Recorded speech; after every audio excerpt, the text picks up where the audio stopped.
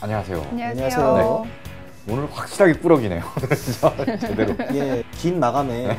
머리를 어떻게 수습할 수가 없어서 눌러 쓰고 나왔는데 베어브릭 티셔츠까지 아주 지난 방송에서 이제 냉면 이야기를 좀 했잖아요. 근데 이제 그 최하늘님께서 네. 금강산 갔을 때 옥류관에서 냉면을 드셔보셨대요. 그러게. 이거 진짜 부럽더라고요. 완전 네. 부러워요. 그 남한에 있는 냉면에 비해서 훨씬 심심한 맛이었는데 훨씬 깔끔했다. 댓글 달아주시면서 뭐 협찬도서 오므라이스 잼잼에 독후감도 함께 써주셨습니다.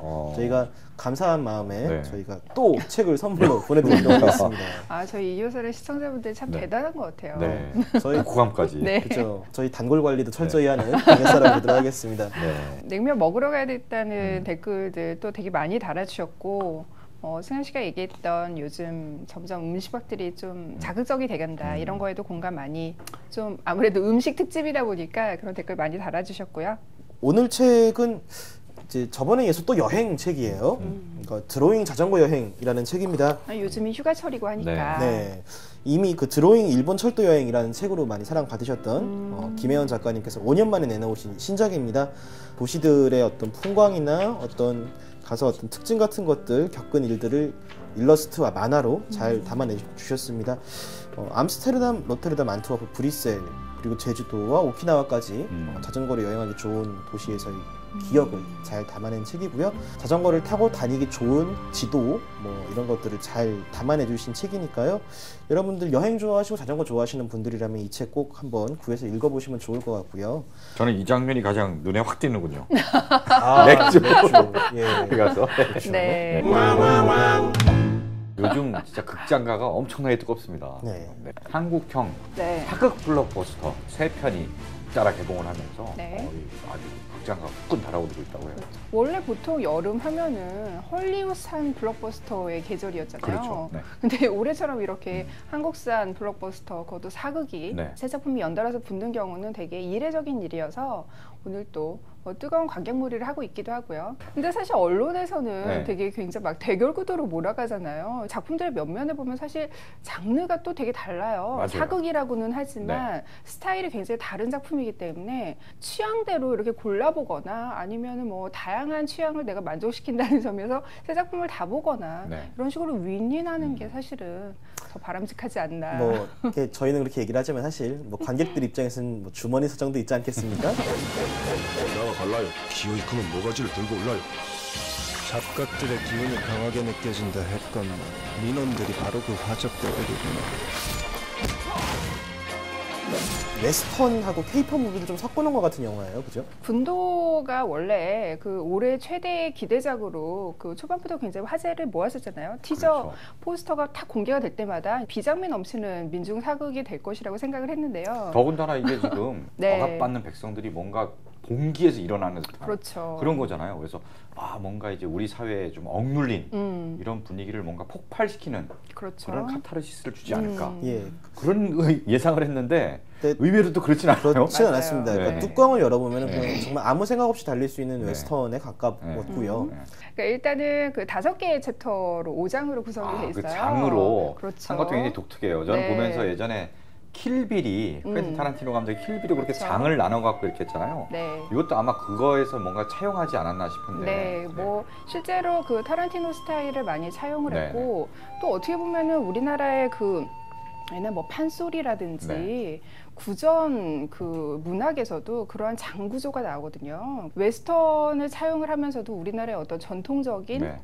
미학과 전혀 괴리가 있는 게 아니에요. 그래서 잘 그 안에서 섞어서 이제 잘 그 요리를 한 작품이라고 생각이 되고요. 그 군도 무리들, 그러니까 말하면 영화 속에서는 이제 그 홍길동으로 대표되는 어떤 활빈당의 후예들 이렇게 나오는데요.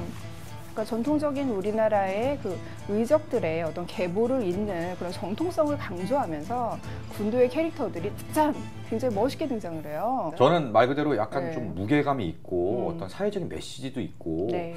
그런 영화를 저는 기대했었거든요. 이게 윤종빈 감독이잖아요. 그렇죠. 그 전자, 범죄와의 전쟁. 범죄의 전쟁, 네. 나쁜 놈 전쟁 시대를 봐도 그렇고 네. 용서받지 못한 자도 그렇죠. 그렇고 뭔가 그런 영화를 만들어 왔기 때문에 이 출연 배우도 그렇고 감독도 그렇고 이 소재도 그렇고 뭐 대단한 걸작이 나오지 않았을까 하고 딱 갔는데 네. 굉장히 가볍게 볼 수 있는 그런 장르 영화가 나온 거예요. 네. 그래서 나름 재밌게는 볼 수 있지만 뭔가 좀 허전하고 좀 아쉽고 이런 느낌은 들더라고요.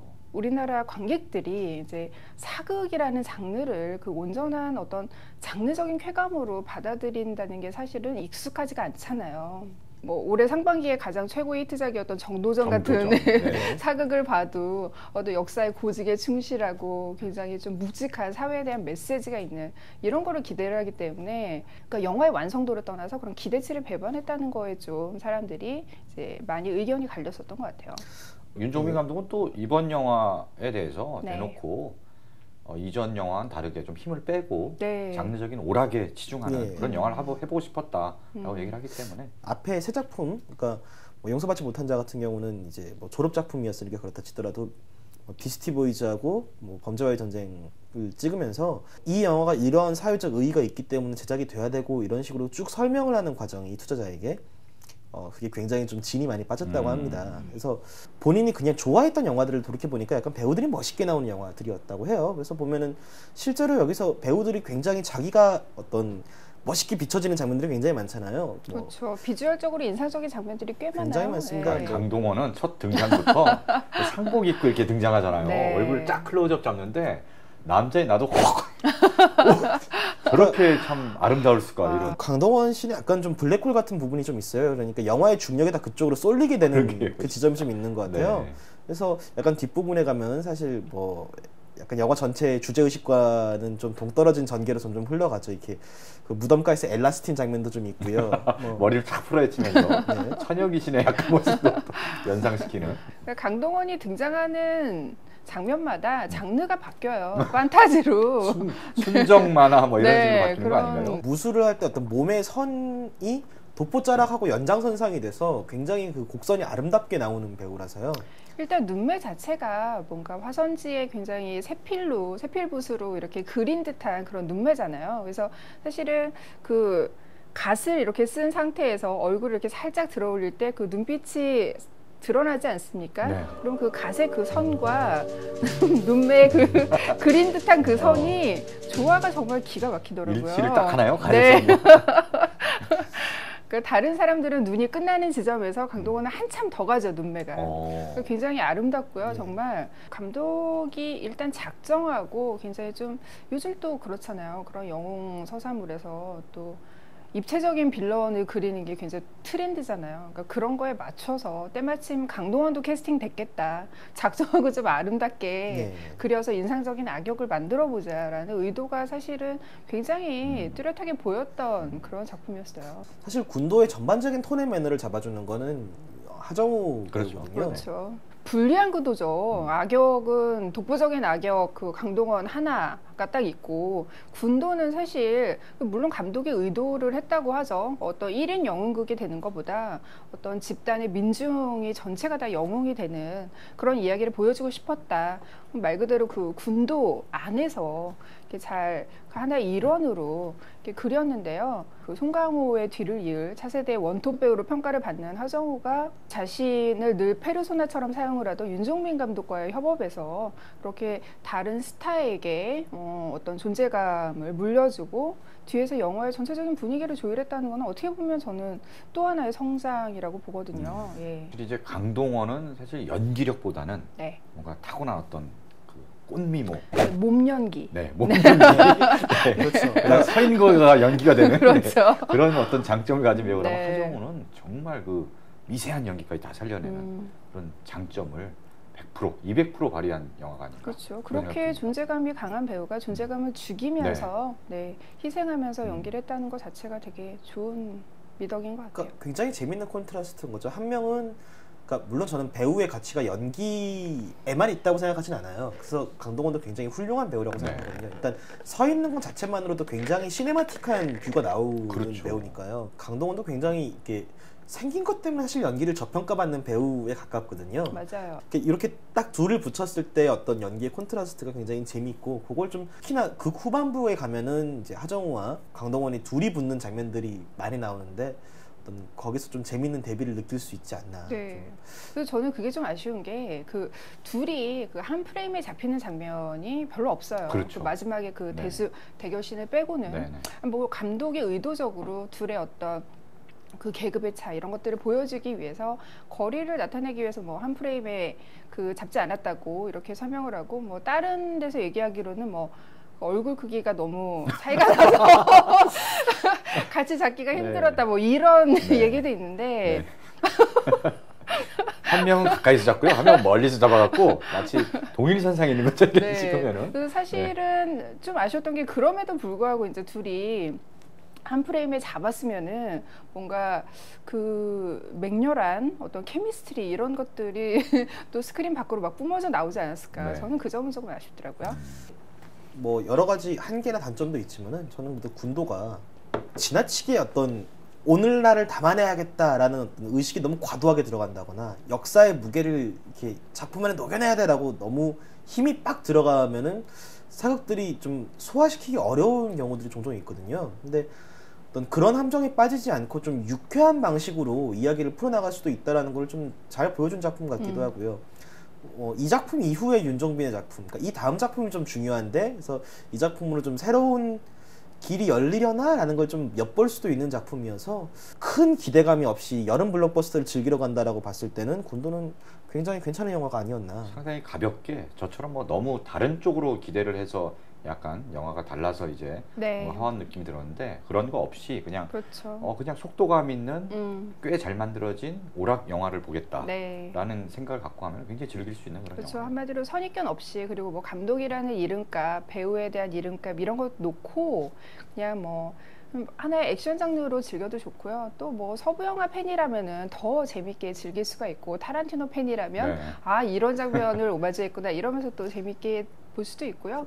굉장히 여러 가지로 즐길 거리가 예. 또 많은 작품 같아요. 아무튼 이제 보는 즐거움, 그러니까 눈의 즐거움, 그리고 되게 지루할 틈이 없게 만드는 어떤 그 스토리 전개 같은 것들은 보고 있으면 굉장히 네. 고사스럽습니다. 적선이 이미 200척이 넘었소이다. 무려 1만이 죽었어. 이 싸움은 불가합니다. 아직 신에게는 12척의 배가 남아있사옵니다. 어떻게 보면 네. 군도랑 명량은 상당히 좀 상반되는 예. 그런 그렇죠. 그 요소를 많이 갖고 있어요. 네. 그 군도는 조금 가볍게 이렇게 볼 수 있는 영화라면은 명량 굉장히 묵직하고 진중한 영화입니다. 그래서 그렇죠. 전공법으로 나가는 영화가 이제 2시간 정도 되는데 그 중에 절반은 딱 전쟁 직전에 막 돌아가는 상황, 절반이 딱 명량 대첩 해전에 딱 집중해요. 1시간 동안 해전을 그냥 쫙 해서 풀어내는데 네.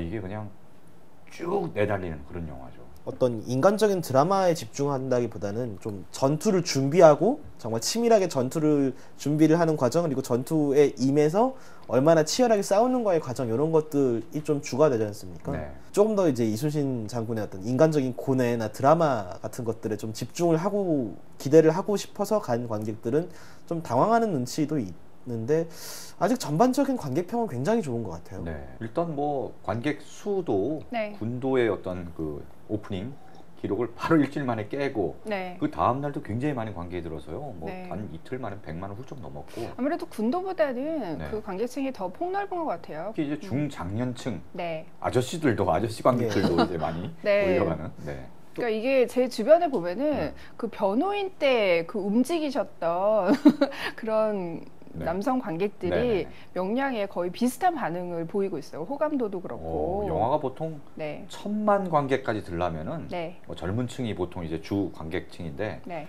젊은 층뿐 아니라 중장년층을 이제 공략해야지 네. 1000만까지 간다고 하는데 그렇죠. 약간 또 명량이 약간 그런 조심이 보이는군요. 그래서 명량에서. 또 그리고 변호인의 송강호가 있다면 명량은 또 최민식. 최민식의 영화잖아요. 최민식의 영화죠. 그러니까 보면은 약간 군도의 메인 캐스트들이 약간 좀 젊은 관객층들에게 호소를 한다라면은 최민식 하면은 정말 이제 세대를 막론하고 네. 호소력을 지닌 티켓 파워도 이미 입증이 된 배우지 않습니까? 그렇죠. 저는 사실 예고편 보면서 좀 그런 생각은 들었었거든요. 양반 안 같다라는 생각이 좀 들어서 이렇게 내가 생각한 이순신 장군의 얼굴은 저렇게 술톤이 아닌데 라는 생각은 약간 좀 들었는데 근데 저는 명량을 보고 되게 그 인상 깊었던 게 뭐냐면은 기존에 그러니까 그런 말씀을 하시는 분들이 많아요. 근데 이순신 장군의 어떤 가장 빛나는 어떤 정점에 있을 때의 그 생애 얘기를 그린 것이 아니라 말 그대로 이제 임진왜란 이후에 이제 백의종군을 지나고 그렇죠. 가장 고통스러운 시기를 지나고 난 다음에 피로하고 노쇠한 육신을 그대로 영화 속에서 보여줘요. 그래서 첫 장면도 이제 고문당하는 장면부터 시작을 하고, 그러니까 말 그대로 정말 우리가 흔히 상상하는 그 당당하고 기계 넘치는 그런 영웅의 모습으로 시작한 것이 아니라 그 영화 속에서도 보면 굉장히 그 사람에 대한 신뢰 같은 것도 많이 잃은 상태고 굉장히 고독하고 고집스럽고 이런 인물로 나와요. 힘도 좀 없게 나오죠. 계속 그렇죠. 힘이 상당히 빠져 있고 최민식 씨가 원래 약간 그 힘주는 이런 네. 연기를 좀 많이 보여줬고 그렇죠. 최민식 하면 그런 연기가 딱 떠오르는데 의외로 네. 그러니까 최민식 하면 굉장히 강렬하고 힘 있는 카리스마 있는 이순신을 연기했을 것 같지만 네. 의외로 그런 모습이 아니라는 거죠. 그렇죠. 네. 그리고 굉장히 고독한 모습을 강조를 하고 있고, 그래서 한편으로는 굉장히 그 명량해전이라는 그 어떻게 보면 진짜 세계 뭐 몇 대 불가 사이에 속할 만큼 네. 진짜 몇 대. 네, 엄청난 신화이긴 하지만 초반부터 그 이순신을 완전한 영웅, 완벽한 영웅으로 그리지 않고 시작을 한다는 거. 그게 저는 이 영화에서 굉장히 인상 깊은 지점이었고, 또 이 영화가 다루고 있는 이벤트 자체가 한국인이라면 일단 피가 안 끓어오를 수 네. 없게 만드는 그렇죠. 약간 그러니까 자동 반사적인 어떤 네. 그런 이벤트를 다루고 있잖아요. 가장 빛나는 승리였고, 근데 그 가장 빛나는 승리를 거두기 직전의 환경은 물리적으로 불가능한 상황을 다 딛고 이렇게 이겨낸 거다 보니까 그렇죠. 어떤 거기서 오는 카타르시스, 그리고 약간 소재 자체가 이거를 다루는데 물론 그런 어떤 관점을 국가주의적인 관점 없이 다룬다는 게 불가능한 거지만 그렇죠. 싸우는 상대가 일단 일본인데 그렇죠.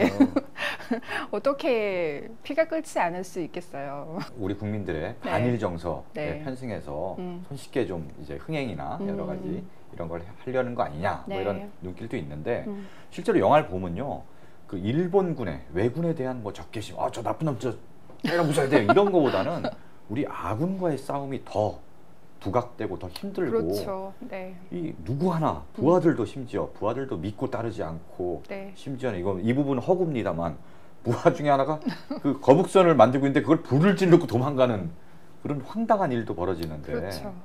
그러니까 그 와중에 그 힘든 상황에서 결국 이순신 혼자의 어떤 의지와 어떤 이제 죽음을 각오한 이런 네. 용기로 해서 결국은 이겨내는 게 저는 그 뭐 일본에 대항하는 뭐 약간 반일 정서에 편승한다기보다는 본인의 굽히지 않는 그런 의지, 불굴의 의지, 난 거기에서 오는 쾌감과 어떤 카타르시스가 더 크다고 봐요. 명량해전이 더 놀라운 게 그 해전이 영화 속에서 절반 이상에 해당하는 1시간 정도의 그렇죠. 분량이지만 그 해전에 그 사실은 한 70~80%는 이순신 대 대장선 혼자만 싸워요.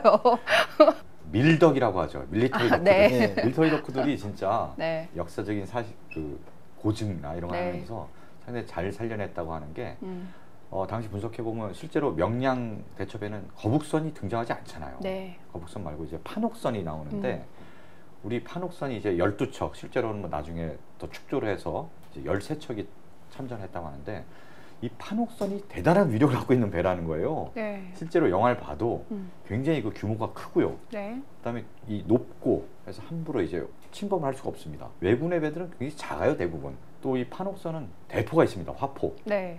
근데 저쪽 왜군의 배는 화포가 없어요. 네. 조총 갖고 쏘니까 확실히 수는 좀 적어도 이제 굉장히 화력은 네. 굉장히 센 그런 무기를 우리가 장착하고 있었다는 거죠. 전투 스타일이 달랐다고 해요. 그 일본의 해군이랑 우리나라 수군이랑. 그러니까 우리나라는 말 그대로 이제 그 판옥선 튼튼한 그 배를 가지고 나중에 정말 그 클라이막스에서는 그 충파라고 하죠. 네. 직접 이렇게 갖다 박는 거죠, 그냥. 부딪혀가지고, 네. 갖다 박아서 침몰시키는 거죠, 작은 네. 배들을. 그러니까 그런 게 가능했을 정도로 굉장히 튼튼하고 규모가 큰 배였는데 일본 같은 경우는 사실 그 해안에 잠깐 정박을 해서 그 빠르게 노략질을 하는 그런 스타일이었기 때문에 그래서 영화 속에서 그런 고증들은 잘 됐다고 얘기를 하는 것 같아요. 아직 영화를 안 보신 분들도 아시겠지만은 이렇게 군도 이야기할 때하고 명량 이야기할 때 좀 이야기 주제나 분위기가 좀 많이 다를 겁니다. 그러니까 그만큼 상반된 느낌의 그렇죠. 명량도 장르 영화가 아니라고 볼 수는 없거든요. 이게 그렇죠. 밀리터리 영화고 또 김한민 감독이 네. 전작들도 보면 다 좀 장르에 대한 욕심도 계속 있었어요. 그러니까 좀 레퍼런스가 된 영화들도 굉장히 선명했고 이번 작품도 어떻게 보면은 영웅서사와 그 밀리터리 영화를 정말 충실히 구현해낸 영화인데 그렇죠. 그리고 해상 액션 블록버스터죠. 그 어깨에 짊어지고 있는 무게감이 조금 다르다는 거죠. 한쪽은 장르의 쾌감에 집중한다면 한쪽은 실제 역사에 대한 어떤 천착이 굉장히 큰 영화니까. 그러고 보니까 명량의 흥행 여부에 따라서 네. 이순신 그 3부작이 맞아요. 네. 김한민 감독이 네. 자기의 어떤 평생 수건 사업이 네. 이순신 3부작을 만드는 거래요. 요번에 이제 명량을 했잖아요. 네. 명량에서 좀 앞으로 가서 한산 대첩. 그 다음에 이제 나중에 이순신 장군이 이제 목숨을 다하게 되는 네. 그런 노량 대첩이 있잖아요. 네. 이 세 개를 3부작으로 만드는 게 수건 사업이라고 하는데 네. 사실은 이 명량도 투자받고 이게 제작하기까지 쉽지 않았다고 합니다. 사실 명량 마지막 부분에 그 한산을 그 속편으로 제작할 것이다라는 걸 어떻게 좀 암시하는 그렇죠. 장면이 거북선이 붙잖아요. 쫙 등장하죠. 네. 네. 그러니까 사실 명량에서 거북선이 불타서 서운하신 분들이 되게 많을 텐데요. 네. 한산이 꼭 만들어져서 거북선이 싸우는 모습을 볼 수 있었으면 좋겠네요. 그게 무슨 말 같지도 않은 소리요. 국세가 그게 얼마나 귀한 건데 바다에 둥둥 떠다니냐고. 응? 떠댕기네? 그래 떠댕긴다고 쳐. 응? 아 그것만 찾으면 완전 팔 잡히는 건데 그 한두 놈이 덤벼들겠어요? 해적은 아까 군도와 명량이 다르다고 했잖아요. 이 명량과 어떤 그 해적의 차이는 정말 네. 하늘과 땅 차이예요. 아, 같은 정말 해안을 분위- 배경으로 하는데도요. 정말 분위기가 네. 다릅니다. 역사적인 고증과 전혀 관계가 없고요. 딱 하나는 있다고 합니다. 국세가 실제로 한 10년 정도 실제 조선 건국 초기 국세가 없었다고 해요. 네, 그래서 그 기록 하나 가지고 이런 상상의 나래를 쫙 펼쳐서 이렇게 만든 거죠. 명량이 약간 정말 해전에 집중하는 밀리터리 영화라면은 이거는 보고 온 사람들 말로는 또 홍보하는 쪽에서도 그렇고 레퍼런스가 캐리비안 해적이라는 이야기가 많더라고요. 맞아요. 영화 스토리 흘러가는 거나 화면을 잡는 방식이나 캐릭터도 그렇고 캐리비안 해적이 당연히 떠올라요. 김남길 같은 경우는 약간 좌충우돌하고 약간 좀 잭스페로 선장, 조니 데비 맡았던 그런 캐릭터고요. 그 다음에 이제 손예진 씨는 약간 키라 나이틀리 같은. 물론 키라 나이틀리는 거기서 뭐 막 용맹하게 싸우긴 하죠. 훨씬 더 용맹합니다, 손예진 씨가. 그리고 배도요. 이 명량에서는 굉장히 그 역사적인 고증을 철저히 해서 배를 최대한 그때 실제 했던 배와 비슷하게 네. 만들려고 애를 많이 썼는데 해적은 별로 그런데 오히려 신경 안 쓰고 동양과 서양의 어떤 퓨전형 배를 만든 거예요. 블랙포로 나오잖아요. 캐리비안의 해적에 네. 보면 까만색 도트로 쫙 해갖고 딱 보면 캐리비안의 해적에 굉장히 많이 떠오르게 하는 그런 장면들이 많습니다. 굳이 시대적 배경을 떠나서 그냥 약간 우리 판타지 영화 같은 거 보면 저게 시대적 배경이 어딘지 공간이 어딘지도 좀 모호하잖아요. 약간 그런 느낌마저 나더라고요. 해적은 그래서 우리가 뭐 캐리비안의 해적이든 뭐 네. 인디아나 존스건 이런 건 그냥 가서 그냥 정말 팝콘 먹으면서 네. 가볍게 볼 수 있는 즐기는 그런 영화잖아요. 가족 네. 영화. 약간 그런 개념으로 볼 수 있는 영화고요. 네. 줄거리 자체는 좀 산만합니다. 좀 단순하고 산만한데 중간중간에 웃음 요소가 굉장히 강하고 특히 유해진의 감초 연기는 이것만 기억하면 되는겨. 어? 등신 마냥 하면 뒤지는겨. 액션 연기, 특히 손예진 씨가 액션 연기를 정말 잘 소화해냈어요. 밧줄을 타고 막 다닌다든지 칼싸움을 한다든지 정말 그 추운 데서 막 바다 위에 막 이런 데서 그렇게 멋있는 액션씬을 소화했다는 게 대단히 박수를 쳐줄 만한. 김남길의 캐릭터도 굉장히 허실실 캐릭터를 상당히 잘 소화해냈고요. 네. 네. 김남길이 또 사극 비주얼이 굉장히 좋죠. 그렇죠. 네. 일단 김남길의 인생작은 역시 비담으로 등장했던 그렇죠. 선덕여왕 때 그 비담 장면인데 이번에도 그 예고편을 보면 살짝 비담 때 비주얼이 나오더라고요. 예, 그러니까 네. 머리 스타일이라거나 옷 입힌 게 되게 대놓고 약간 좀 그 향수를 좀 자극을 하더라고요. 네. 근데 영화를 보면요. 네. 전혀 멋있는 구석이 없고요. 필성이니까 피식피식 웃게 만들고 네, 오히려 진지한 이미지 장면이 변신이어서. 하나도 안 나옵니다. 그래서 뭐 네. 네. 근데 사실 비담도 처음 등장했을 때는 네. 되게 닭덕후였거든요. 생각해보면은. 예. 그렇죠. 네.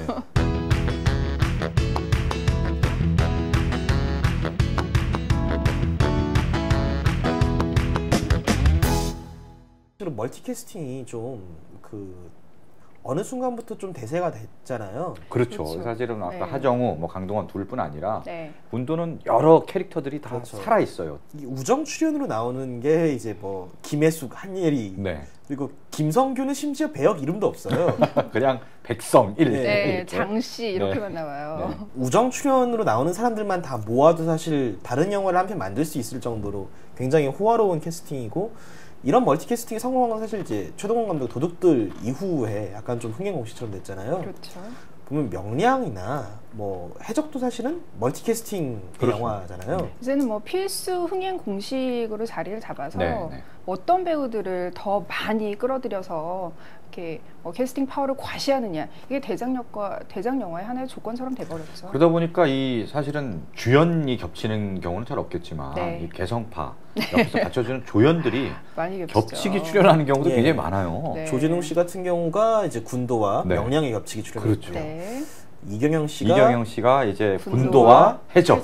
네. 그래서 사실은 이 도둑들에서 성공을 한 다음에 뭐 그 다음에 뭐 이어받은 게 뭐 광해, 작년에 개봉한 관상, 그리고 올해 개봉한 영린 같은 네. 작품에서도 이제 늘 특히 사극에서는 워낙 등장인물이 많은 장르다 보니까 그런 멀티캐스팅이 필수처럼 돼버렸는데 그것이 오히려 이제 발목을 잡는 경우도 많죠. 그래서 배우가 좀 낭비되었다라는 이야기들이 나올 순간도 좀 있잖아요. 네, 사실 그래서 올해 상반기에 영린 같은 경우도 정조 영화였지만 그 현빈에 못지않은 정재영 씨라든지 조재현 씨라든지 조정석 같은 배우들이 너무나 존재감이 넘쳐서 오히려 정조 이야기에 몰입할 수 없었던 그래서 멀티스타 캐스팅이 어쩌면 한계를 보여준 그런 작품이었는데요. 이번에 새해 사극도 그 공통적으로 멀티스타 캐스팅을 내세우고 있죠. 그 중에서도 제일 활용을 그나마 잘한 거는 이제 군도.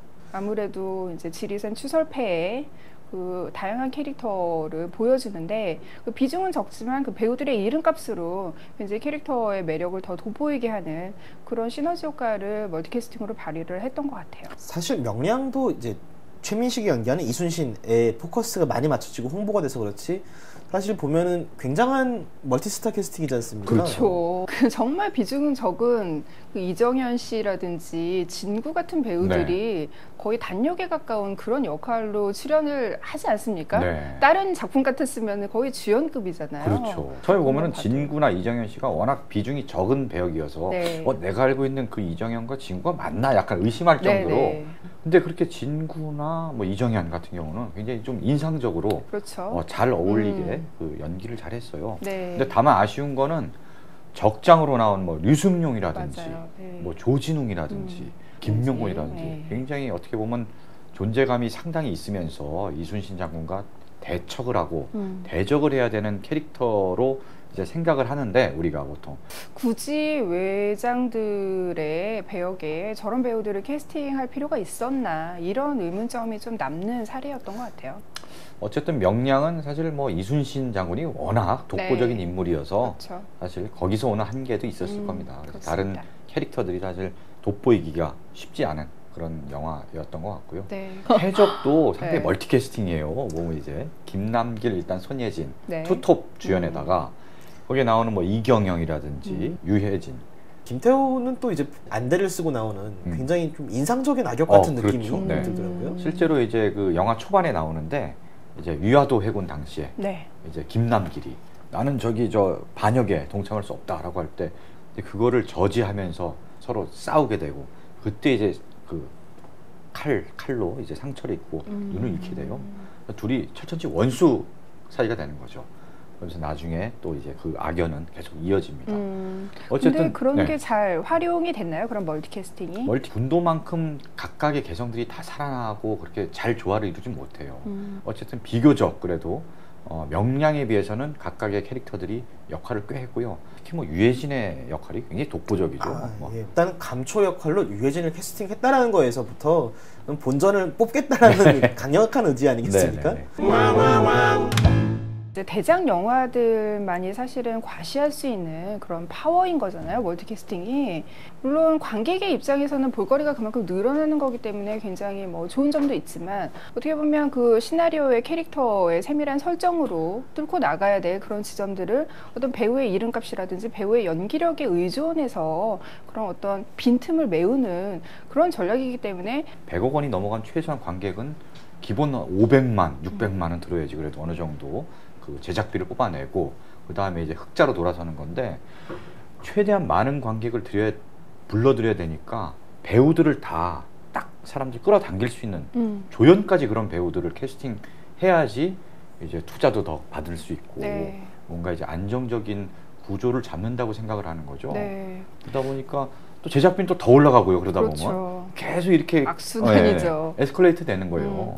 그리고 이게 이런 대작들이 주로 첫 주에 개봉가를 얼마나 많이 잡아서 네. 그 첫 주에 흥행 성적을 많이 올리느냐 그렇죠. 여기에 올인을 하기 때문에 뭐 맨 처음에 극장으로 달려가게 만드는 거는 일단은 스타 파워기 때문에 그만큼 더 또 멀티캐스팅에 매달리는 이게 점점 반복이 되고 더 심해지니까 이렇게 표현하면 좀 너무 상스러운 표현일지 모르겠지만 약간 떴다방 같은 느낌인 거죠. 아 진짜 그런 이미지가 있어요. 그런 느낌이. 블록버스터 많이 줄 수 있는 어떤 즐거움을 얻으려면은 네. 한국 영화 아니고 할리우드에서도 그건 얻을 수 있다는 거죠.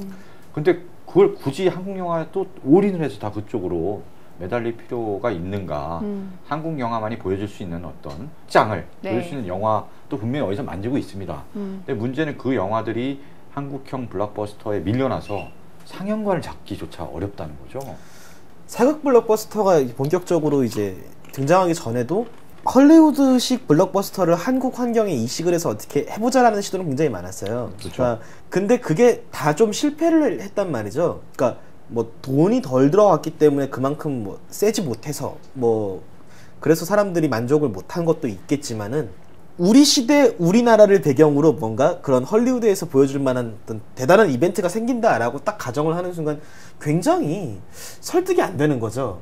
민중이 일어나가지고 뭔가를 이렇게 바꿔본다라거나 그런 거가 한국 배경으로 했을 때 뭐 그럴 리가 한국에서 그게 되겠어 말이? 라고 좀 생각하고 설득이 안 되는 지점들이 좀 있는 건 거죠. 그런 식의 어떤 타겟책을 찾다 보니까 요즘에 그런 사극 블록버스터 그렇죠. 유행을 불러오게 된 거죠. 그러니까 우리 시대에선 불가능한 스펙타클, 우리 시대에선 불가능한 카타르시스를 영화 안에서 구현은 하고 싶고 그러니까 역사적인 내용을 다루기 위해서 사극이나 역사극을 만드는 게 아니라 이런 스펙타클이나 카타르시스를 얘기하고 싶으니까 그 시대를 차용한다는 느낌이 강한 거죠. 그 사극이라는 장르가 가진 사실은 여러 가지 또 가능성이 있잖아요. 굉장히 그만큼 장르에 많이 열려 있고 물론 그 역사의 고증에 충실한 뭐 명량 같은 영화도 있지만 거기에 또 그 장르적인 요소가 또 들어가잖아요. 네. 그러니까 사실은 사극이 굉장히 엄격한 장르인 것 같지만 상상의 여지가 많이 들어가고 또 장르적인 유연성을 발휘하는 그런 형식의 사실은 사극이기도 하고요.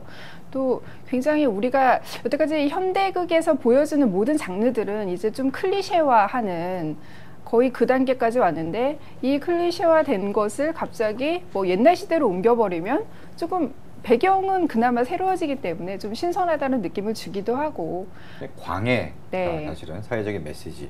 당시에 이제 뭐 대선을 앞둔 상황이었죠. 네. 그런 것과 맞물려서 또 많은 이제 의미를 거기서 찾기도 했는데. 그렇죠. 네. 어떻게 보면 현대극에서 이제 자유롭게 정치적 발언을 하기가 좀 그 엄격해진 그런 시대가 왔기 때문에 사극의 틀을 빌려서 좀 더 이렇게 은유적으로 네. 그래서 더 한층 자유롭게 이야기하려는 그러한 욕망들도 이러한 그 사극 블록버스터의 유행 현상을 불러온 게 아닌가.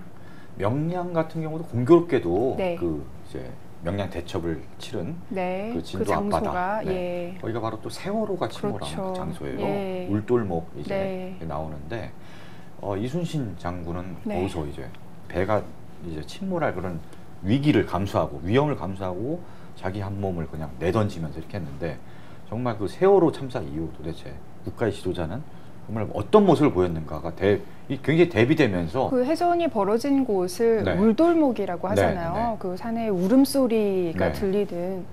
그러니까 그런 설명도 그냥 세월호 참사 이전이었으면 그냥 하나의 그냥 설정으로 네. 넘어갔을 텐데 예사롭게 들리지 않고 어떤 시대의 흐름과 같이 연관이 돼서 그만큼 어떤 그 안에서 이제 끝까지 백성을 구하고자 하는 어떤 책임 있는 리더의 모습이라든지 이런 것들을 이순신의 모습에 더 투영을 하게 네. 되는 거죠. 네, 그런 측면.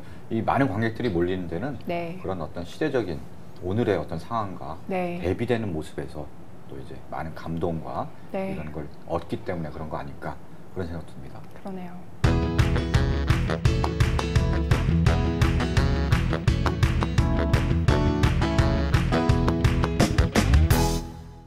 엔딩곡 진짜 고민이 많이 되더라고요. 아, 진짜 그러네. 아니 왜냐하면은 우리가 사극 영화를 다뤘잖아요. 근데 정작 사극 영화에는 영화 음악들이 굉장히 그 현대적이고 서양적입니다.